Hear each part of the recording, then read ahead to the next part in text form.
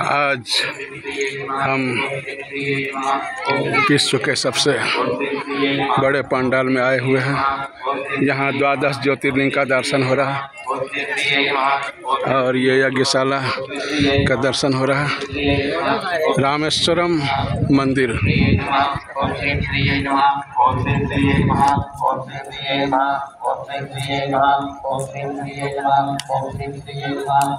ये यज्ञ हो रहा, सत्संग यज्ञ।